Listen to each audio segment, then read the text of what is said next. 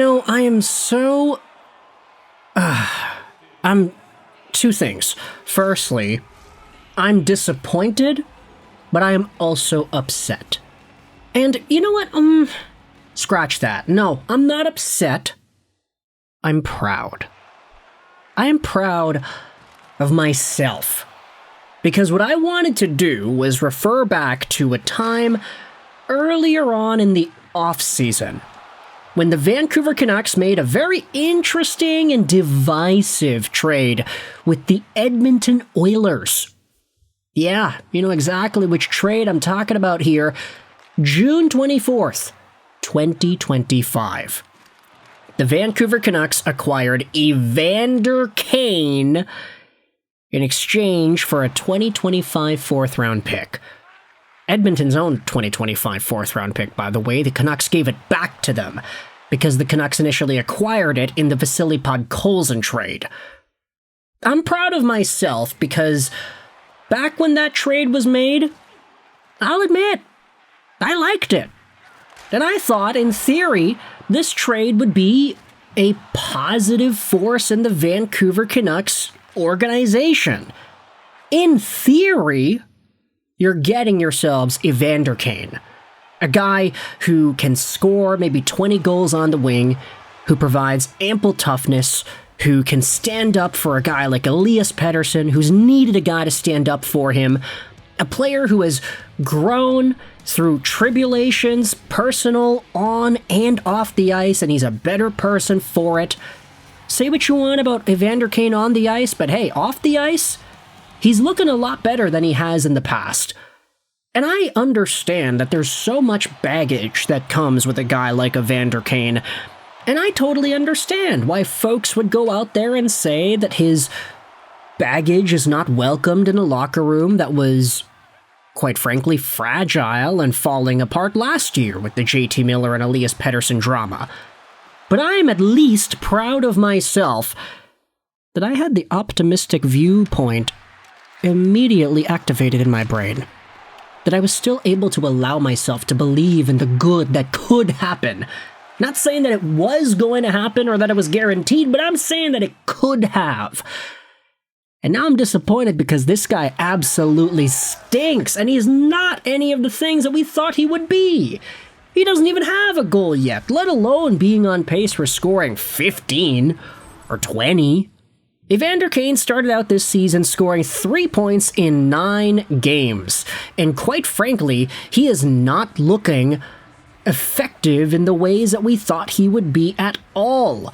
The play dies on his stick whenever he gets it, especially on the power play. He sends a pass that goes wide and it misses everybody and it goes back into his own zone, or he tries to take a shot that misses everything and it deflects and it bounces back into the Canucks' own zone. I mean, Evander Kane, from what we have seen so far, spare the really nice pass that he had in Game 1 to set up Jonathan Lekkerimäki for his first goal of the season, but Evander Kane, throughout the majority of this year in a Vancouver Canucks sweater, has been really nothing short of just an irresponsible, penalty-taking, brute force machine.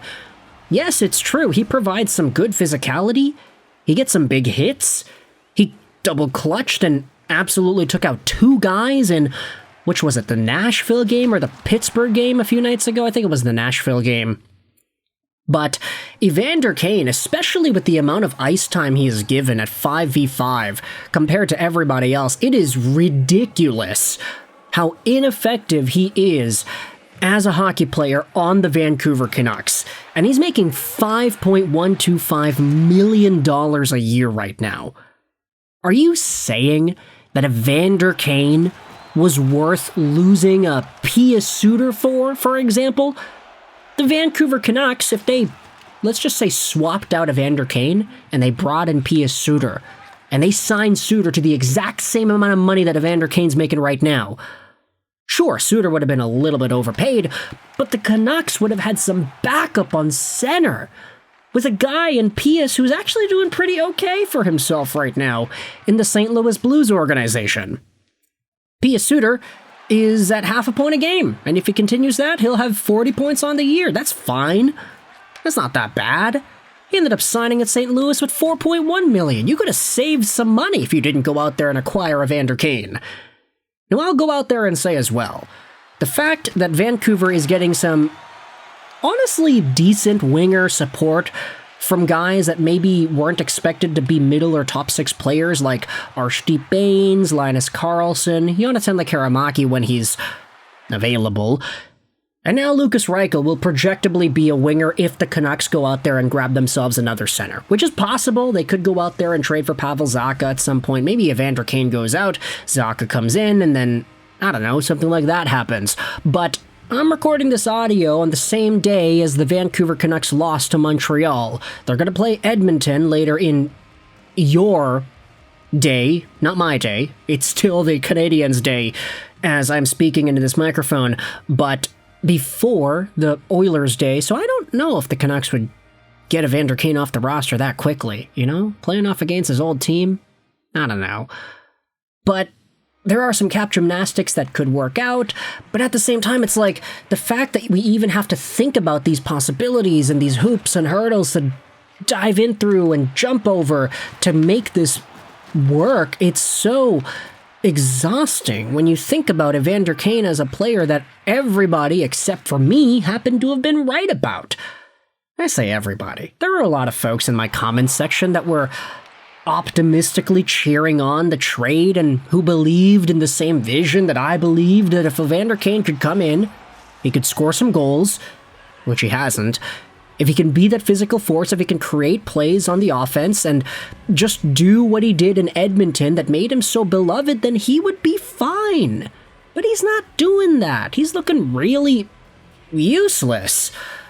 Or is it slow? Maybe he's just stupid. But there's a cuter word for it. I know. Actually, no, we're not going to go out there and say it, but I had a long leash on this guy, mentally, because I wanted to give myself the ability to be right. People want to be right, right? That's one of the common driving forces that makes us who we are. We want to be right, and we don't want the things that we say or believe to be proven wrong. Animals in the animal kingdom, they don't have that luxury. They don't think about right or wrong, they just think about what is. They think about what they need to do. They don't think about what's right, what choices or opinions they have are differentiated from other animals. They don't do that stuff. We do. And it's why we have conversations that are so interesting, like the ones that we had in the comment section of the videos where Evander Kane was talked about. And everybody was disagreeing, and I was saying, yeah, I actually think that he'll be pretty good. But no. Everything that he's supposed to be, he's not doing. And he's just taking a bunch of dumb penalties instead.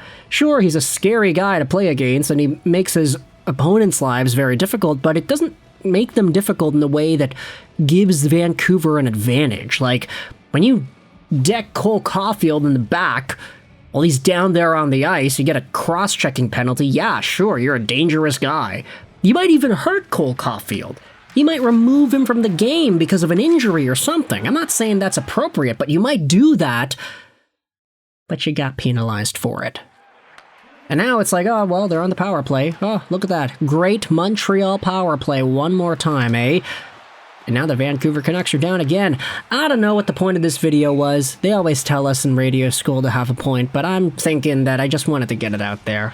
I'm done with Evander Kane. I was wrong. I'm sorry. And, yeah, I think making these videos, the I was wrong videos, it's always so fun for me because I'm, like, very reflective on all the things that I said, and I was like, yeah, no, I was totally off about that.